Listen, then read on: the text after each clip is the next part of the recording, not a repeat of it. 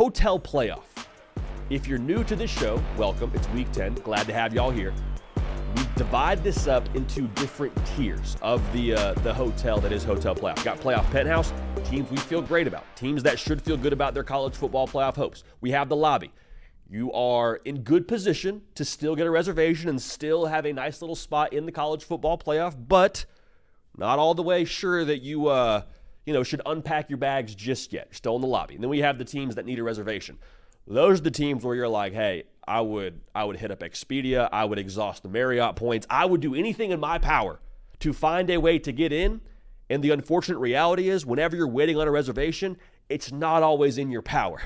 Like, I know a lot of y'all will call a hotel. Heck, I've called a hotel and been like, hey, do you have any rooms? They say no, but if someone cancels in this situation, if someone loses, we'll let you know. Need a reservation. And then God bless the folks out there in G5 country, just having a good old time, starting to get a lot more of a, I think, clear picture on the teams that will be our G5 rep for the college football playoff. But a very dangerous way to approach it, to say, yeah, we think we know. We think we know who's making the college football playoff from the G5 with a few weeks left to go here. So let's start in the penthouse.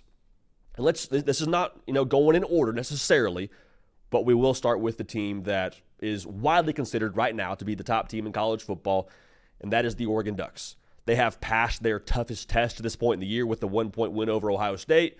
I don't care that it was by 1 point. I don't care that it was in Autzen. I care that you won the football game. Okay, so Oregon, too, it's interesting to note here, every single week, what happens? They continue to play better football. We have not seen a letdown from Dan Lanning's Ducks. And all the comps in the preseason now, this was a major talking point when Oregon was hot on the trail, saying, well, hey, look, is Dan Lanning maybe the next Kirby Smart from the Kirby Smart tree, from the Nick Saban tree? Is he maybe that next guy in line? That is lofty praise. We'll see if he ends up filling those kind of shoes. But I will say this, Dan Lanning's team right now at Oregon is doing what Nick Saban teams did for a long time at Bama, doing what Kirby Smart teams at Georgia are doing right now, which is playing their best football as the year wears on. Line of scrimmage football, too, is something they're majoring in.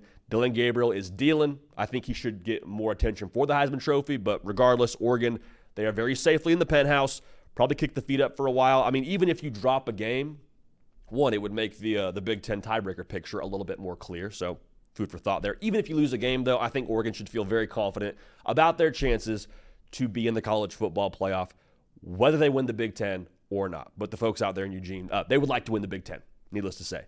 College football sickos, make sure you are subscribed. We have had a ton of y'all join the channel throughout the course of the season. We're glad to have y'all here. If you have not yet subscribed, we're glad to have you a part of this. We appreciate you in advance for being dialed in. Now, speaking of Kirby Smart, let's talk about Georgia here. They are definitely still in the college football playoff penthouse. We said it about Oregon in relation to Kirby Smart, and Georgia is doing what Georgia does, man. Kirby Smart has his teams play their best football going into November, and then ultimately when you get to that college football playoff field.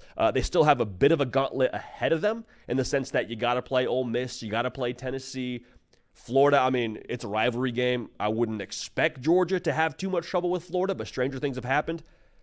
The good thing for Georgia here is with the win over Texas, they're in control, baby.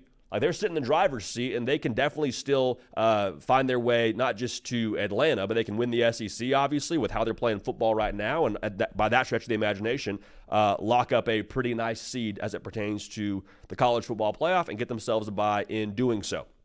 Texas has gotten a lot of disrespect lately, and quite frankly, I don't really get it. They lost to Georgia. Okay, Georgia is still Georgia. I think we've established that. Does that loss at home to Carson Beck and Kirby Smart and that defense tell us more about the Longhorns or more about Georgia? To me, it said more about Kirby Smart and his operation out there. Then they go play Vanderbilt. And we said all week, man, like, hey, 18.5 is a lot of points. Also, this is the same Vanderbilt team that beat Alabama after they played Georgia. So the spot in itself was tough for Texas. Like, I think we need to maybe give a little bit more respect to Texas, because a few weeks ago, a lot of people sitting behind microphones saying that's the best, most complete team in college football. And then they have a loss to a good Georgia team and have a tough spot to Vandy, and we're like, nope, sorry, Texas, I'm not sure. They're fraudulent. That win over Michigan now kind of looks like it's lame.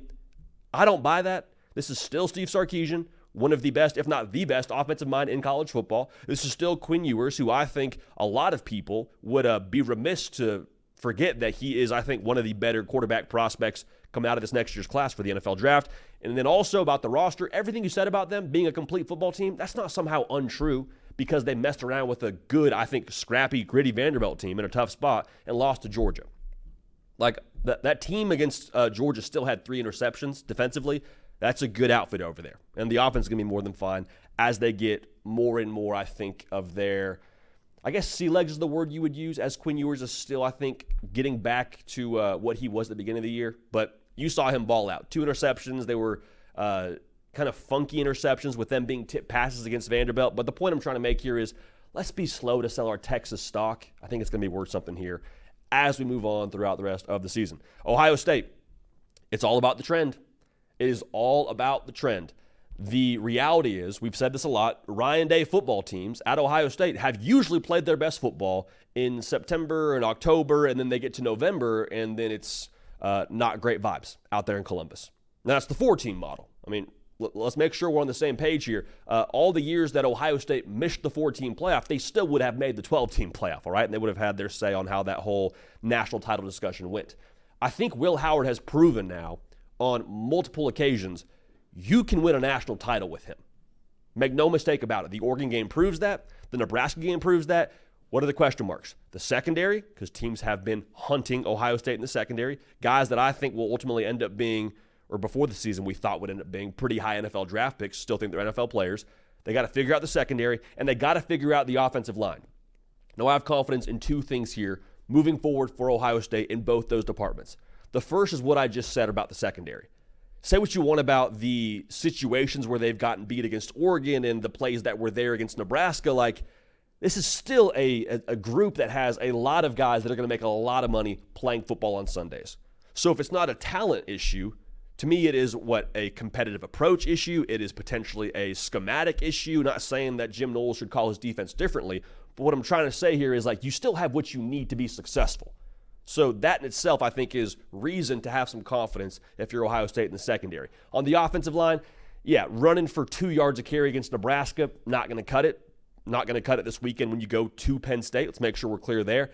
But Chip Kelly, man, like, when you hired him, the thought going into the season was like, hey, the offensive line could potentially be not the weak link, but the area of attention for the Ohio State offense, right? So when you hired him, there was the optimism that he can do more with less, given his track record. Like, I love UCLA, I love Oregon. Ohio State's backups, just to call a spade here, probably better football players from a just pure talent perspective than what either of those operations had when Chip Kelly was there. Now, speaking to the older Oregon Ducks that Chip Kelly coached, I mean, a lot of 3-star guys. Oregon's since upped the ante quite a bit since then. But you hear what I'm saying. If you're Ohio State, no reason to panic, still in the penthouse. Let's keep it rolling. Indiana, man. Optically, yeah, a little bizarre. It's a little bit weird to see that IU logo hanging out in the penthouse. Kind of a new face. Say, wait, are you sure you're at the right hotel? This is the playoff. Yeah, okay, you got a reservation? Great. Glad to have you here. Optically, yeah, it's bizarre. What can you argue with, man? Never trailed, never lost. And oh, by the way, they have done that now with a backup quarterback in their most recent game against Washington. I was a little bit interested to see how Indiana would handle that spot because you got College Game Day there, and Indiana is no longer a secret really nationally after taking just belt to behind against Nebraska and still throttled Washington with a backup quarterback. The spot wasn't too big. Competitive composure was there.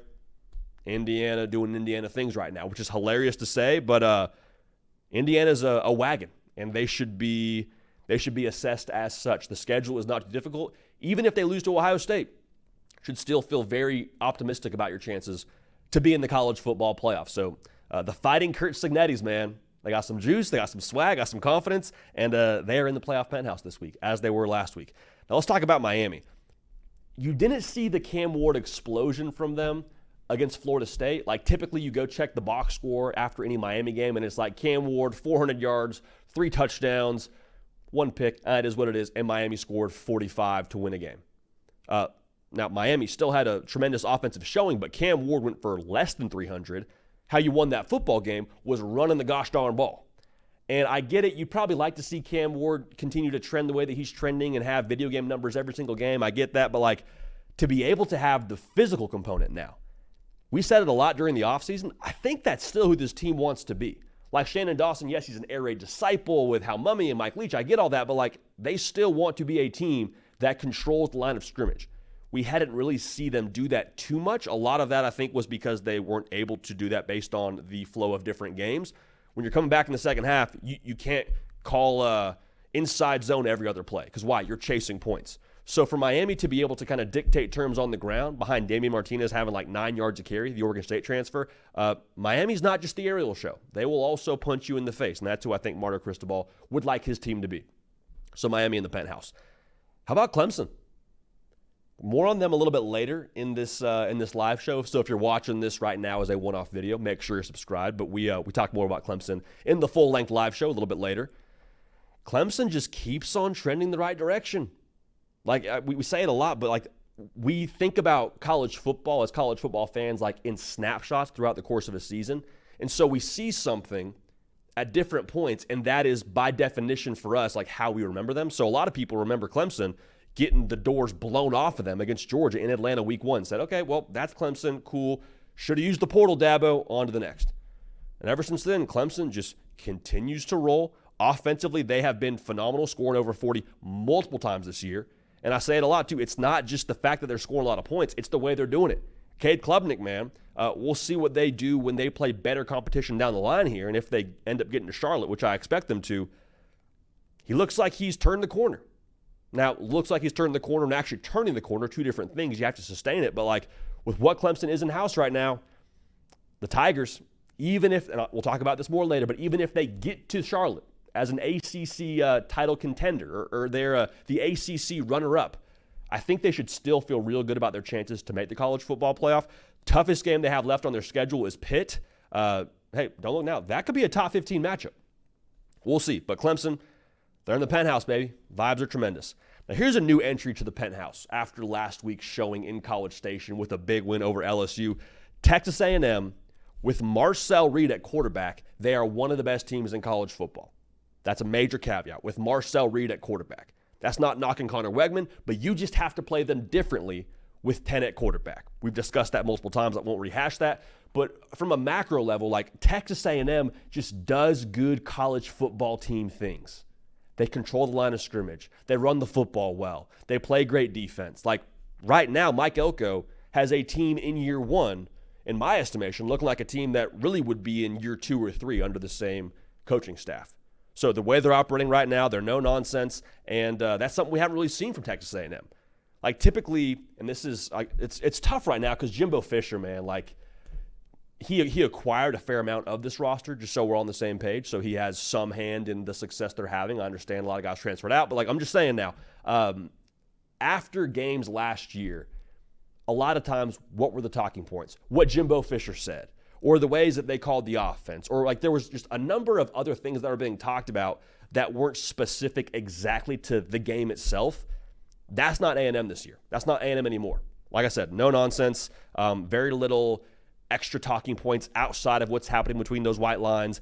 And don't look now to Mike Elko. He is recruiting his tail off. Doesn't pertain to the playoff penthouse, but pertains to future playoff penthouses, if you will. But A&M definitely in there as of right now. Now, one more team in the penthouse I want to talk about. That's Penn State. Now, they're going to have a little dance with Ohio State this weekend in Happy Valley. I'll say it again. We're live right now at 11:21 Eastern Time, a.m. on a Wednesday. I think Bo Pribula gives you the best chance to beat Ohio State. Full stop.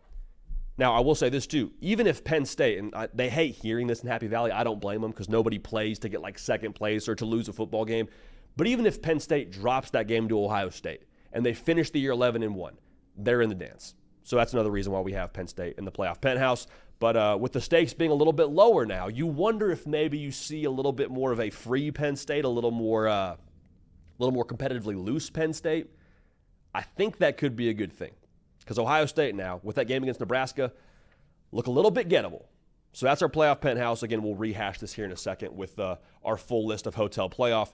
But let's move to the lobby here. Now, the lobby, as many of you know, just to get everybody up to speed that's watching the show for the first time, the lobby is the teams that just need to see a little bit more from. whenever you're in the lobby of the hotel, you're in the hotel. Like, you're not hoping you can find your way into the building. You're in the building.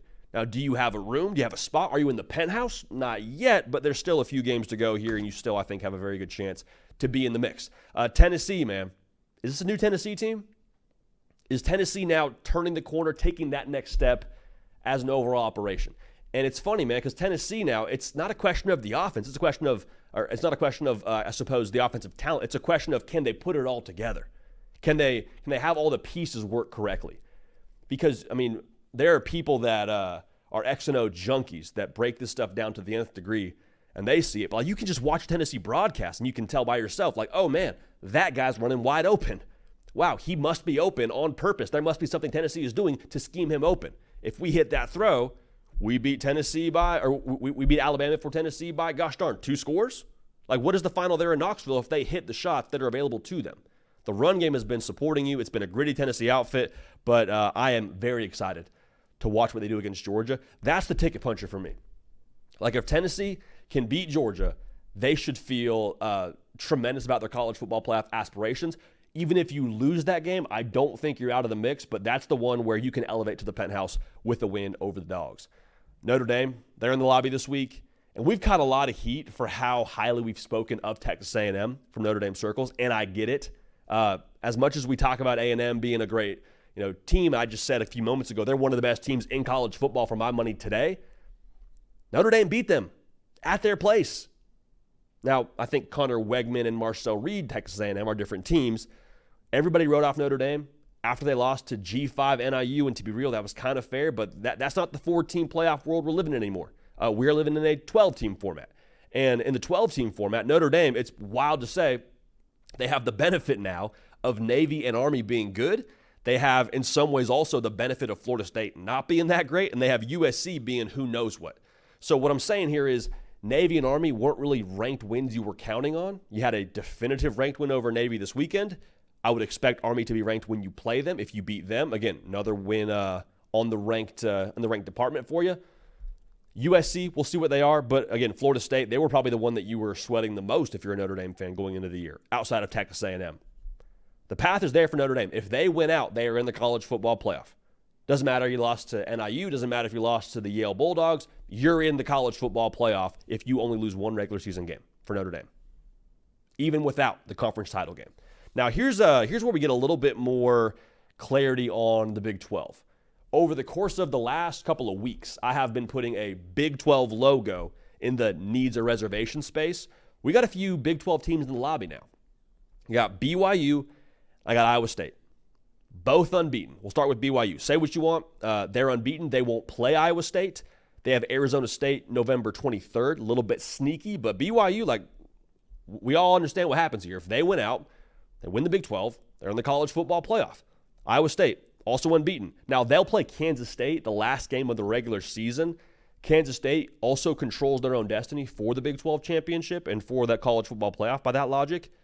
That game is essentially a college football playoff game if both teams went out to that point. Now, I think I already hear the folks from Locked On Big 12 or Big 12 Country, and God bless y'all, we love y'all. I already hear them saying, well, then, hey, why don't you have those two teams in the playoff penthouse? You just told me, like, you got Indiana there. They've never lost.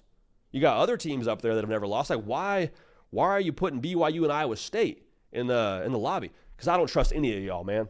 I don't trust one of y'all. I'd like to, but every time I want to trust one of y'all, you go mess around and have a 3-point game with Oklahoma State, who's now got 4 losses on the year. So I want to trust you, but you keep giving me reasons not to trust you.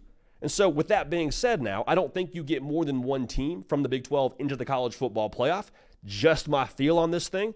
Chaos seems to be like the norm for them out there in that conference. So you want to be in the playoff penthouse, I am going to wait until one of y'all makes that jump and separates and proves like, hey, you can trust us. We are one of those teams. We are consistent. Until then, I'm not sure. One more team to talk about here in the lobby. How about Pitt? Pitt, I mean, they have a gauntlet in front of them. They have a game at SMU this week, which will be phenomenal. I cannot wait for that one. They host Clemson. And then just for good measure, how about you play Louisville? At Louisville, by the way. It's a gauntlet, but right now they're unbeaten. They definitely control their college football playoff destiny. I don't have them ahead of a Miami or a Clemson, but even with that being said, Pitt, can you imagine if we're sitting here in a world on Selection Sunday and Pitt has a bye in the college football playoff? Can we imagine that for a second? That'd be nuts. But that's your lobby for you. So Pitt rounding out the lobby. Let's go to the reservation section. Who needs a resi right now?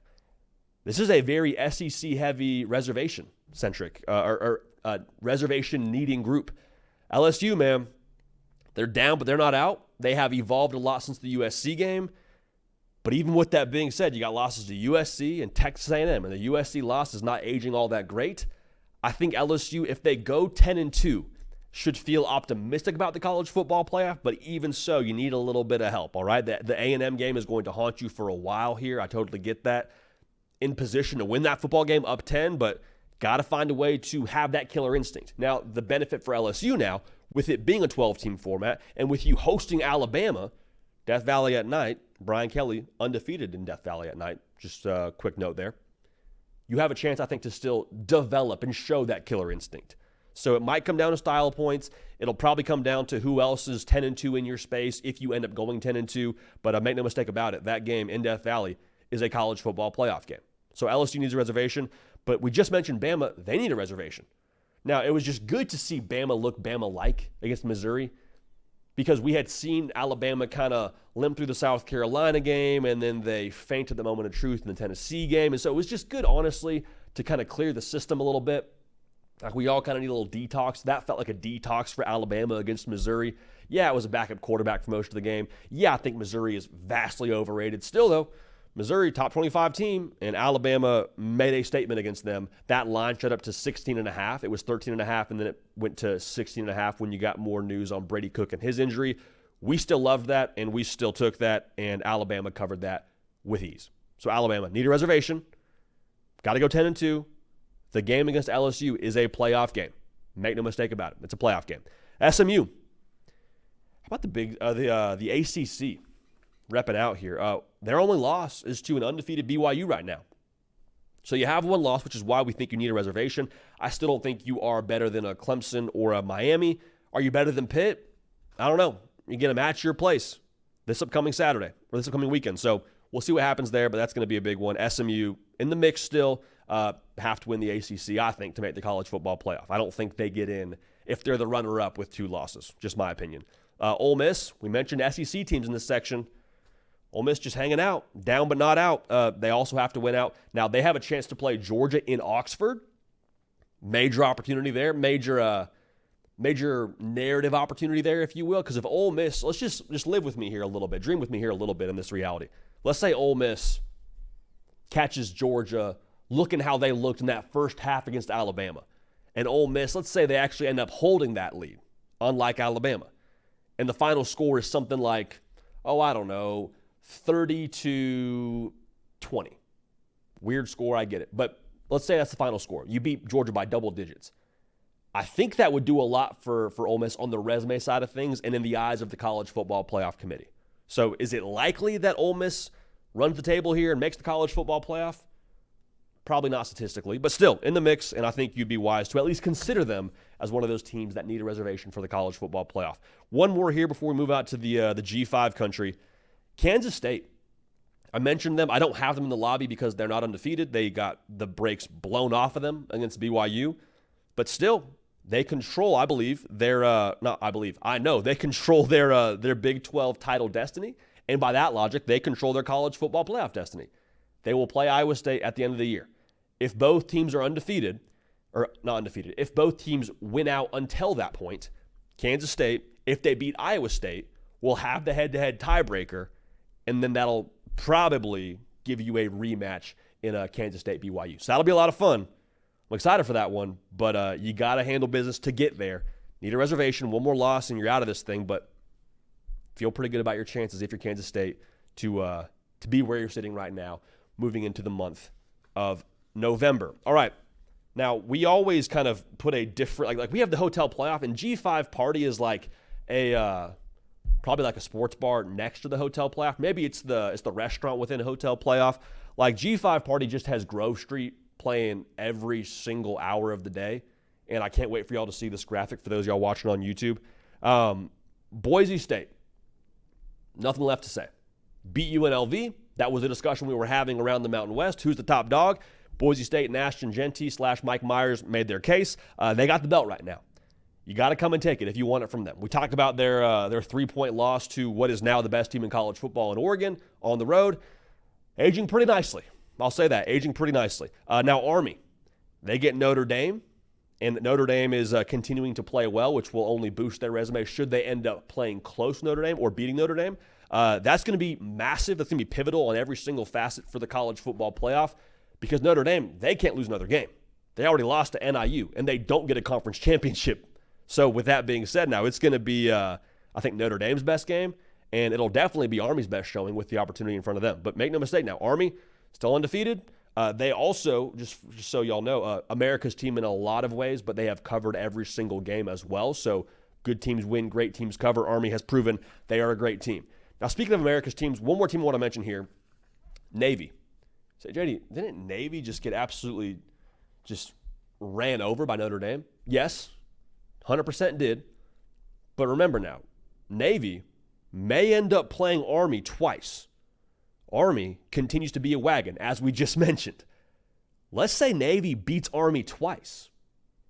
Now, the second time wouldn't count for anything with the college football playoff, but I'm just saying now, for Navy, they still have an opportunity here if Army keeps playing well. It sounds weird. You're rooting for Army to run the table, so they are unbeaten, and so you can potentially play them in your conference championship game and maybe have a little bit of a conversation around where you stand in relation to the college football playoff. So that's what's going on out there in the Grove Street Party of Five college football playoff sector. So let's recap it here for you.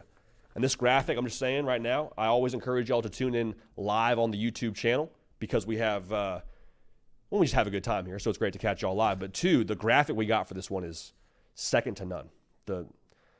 Marina Puhaj crushed it on this graphic, so shouts to Marina. So here we go. Let's unpack this together.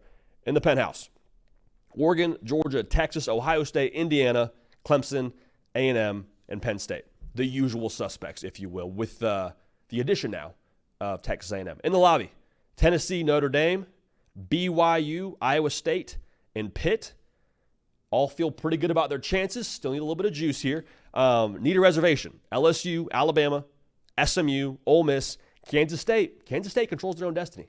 I know they need a reservation.